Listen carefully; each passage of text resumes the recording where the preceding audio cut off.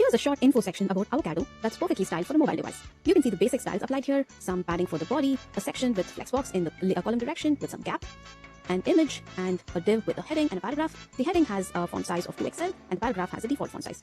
And images in Tailwind are by default restricted to 100% max width, so you see it occupying the full width right now. These are the styles we start with for the smallest devices. This is how you need to start. Now let me resize the browser a little. Somewhere around this size, it would be good to increase the font size of this heading. So in Tailwind, you can do that using breakpoints like SM or MD, LG, or XL and so on. So for the smallest of the breakpoint, which is slightly larger than a mobile, we use SM, colon, and apply any of the utility classes that you need. So here I want to increase the font size to, let's say, text 3XL. This is how I do it. Now if I refresh the page, you see the font size is slightly bigger for this device size. So this is the SM breakpoint.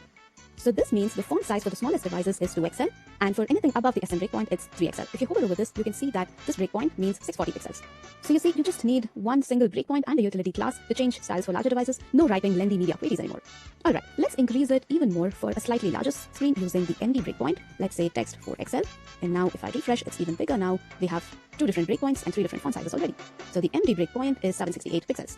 Tailwind uses 5 different breakpoints inspired by common device resolution. So there's 640, 768, 1024, 1280, and 1536. So which are SM, MD, LG, XL, and 2XL. Of course, you can customize these breakpoints as well, which you'll see in a later chapter. So back to our page, and now let's also increase the paragraph size for different breakpoints. So the default is text base. For SM, let's change it to text LG. Let's skip MD and directly use the LG breakpoint and set it to text XL. And now if you refresh from the beginning, this is the default. For slightly larger screen, you see text LG, and even larger, you don't see a change because we skipped the MD breakpoint. But for much larger, you will see the font size increase to text XL. Of course, ignore this image for a moment. We will fix that as well. So you can conditionally apply any of the hundreds of utility classes in Tailwind using these breakpoints. So for larger screens, it would be great to have the image on the left and the text on the right, correct? So let's say somewhere around the MD breakpoint, we'll change the direction to flex row. Let's see what this gives us.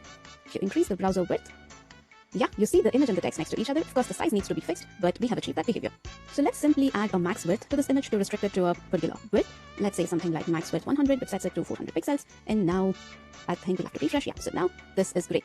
But for mobile devices, we don't really have to restrict the width. So let's again conditionally apply this class only above the MD breakpoint when it switches to the root direction. So that way we can have it full width for this. Alright. And of course, beyond the MD breakpoint, we even need to align this image and text vertically. So above MD breakpoint, let's add items center.